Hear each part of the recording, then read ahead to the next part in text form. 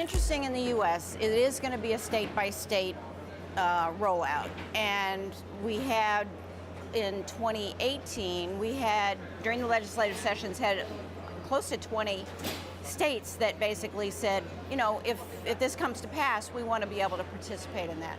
So we've only had, I think, 5 states so far, 5 or 6 states that have authorized it so far. So in January, when the legislative seasons start up again, I think you're going to see a range of many of those other states say, okay, let's get serious about this and try to get something passed. So I think there's going to be a lot of activity between January and mid-year. So we'll have a better sense by next summer how many players are actually going to be in there from the various states that will have passed it.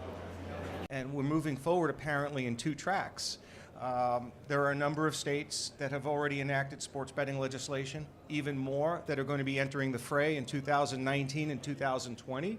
And I was in Washington, D.C. last week where I spoke with the legal counsel for Senator Chuck Schumer. And the Senate Judiciary Committee will be holding hearings later this year. And I think there's going to be some progress on a federal sports betting legislation, which I think in the long run may make the most sense if it can, you know, level out the playing field in the sense of having uniform rules for states to follow. So right now the future is somewhat in a state of flux, no pun intended. We have states, and now we have Congress beginning to enter the fray, and then within the states we have the jockeying that's going on between the casino industry, the sports leagues, and tribal gaming groups. So there are a lot of issues to consider as sports betting would seemingly be so popular that every state would adopt a law like on day one. Obviously that's not the case. From an operational perspective, we are seeing a lot of movement in obviously states that you've probably heard about, with New Jersey, Mississippi, Pennsylvania, West Virginia, and Delaware, Rhode Island, and then also many other states who have proposed bills going through the process, and we certainly expect to see a lot of movement next year. So we're monitoring, tracking, keeping up to date as much as possible.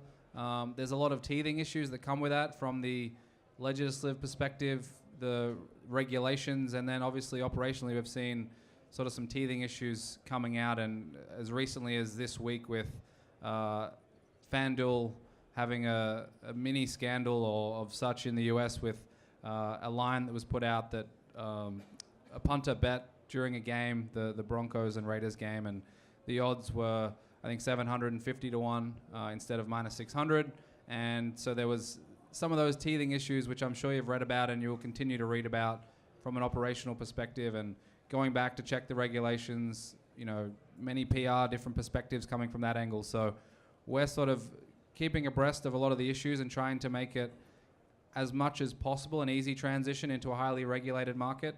And we're certainly looking forward to what's to come from more states rolling out with legalized sports betting.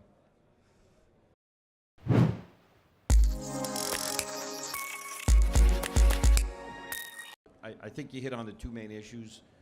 The first issue is going to be state versus federal regulation. I think that is an open question right now. I know from a lot of the people I deal with, no one wants the federal government to be involved because the federal government usually doesn't do things the right way. And so there'll be a strong push by, I think, a lot of people in the industry. And actually even a lot of the regulators feel that the federal government should stay out of it and let the states handle it. But it's an open question. I agree, Dan, and it's going to be interesting to see how it plays out.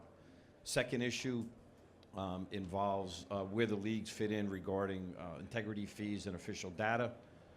That will play out over the next 6 months to a year. So I think they're going to be the 2 big headline issues.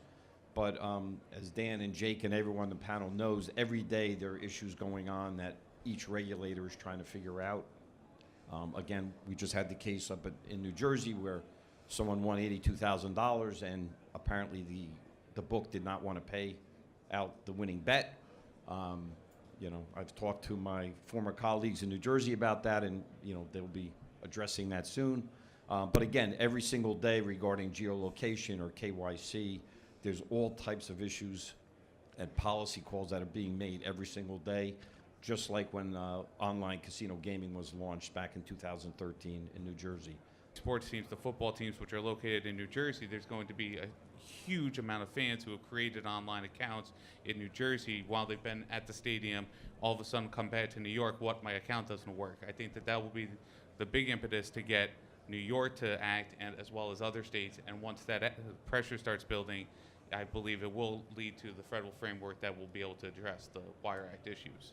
The ridiculousness of the position is you can online casino game between two states where it's legal, and why should sports betting be any different? I mean, it's just not going to hold up, and the days are numbered for the Wire Act. States are going to come online 2019, 2020, typically, I mean, for the most part, with mature gaming footprints, okay, which have significant gaming companies who have significant power authority within those state legislatures.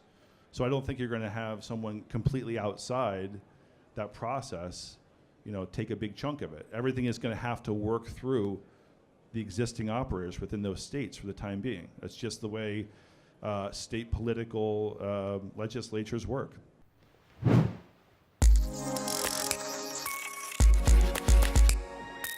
The way we're looking at it is very much that the US isn't a country. It's 50-odd countries. Every state is a potential market to enter. We've got one state open at the moment. We'll have one later in the year, and then they'll all follow. So I think the potential is absolutely massive. I think it's very hard to quantify it in terms of value at the moment, because we just don't know how it will react, how many people will come from offshore onto regulated. But I think we shouldn't look at it as one market opening up, but absolutely multiple markets opening up.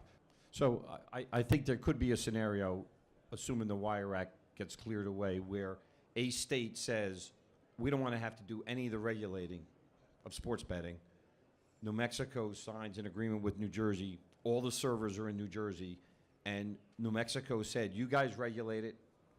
All we're going to do is tax the folks that bet from New Mexico.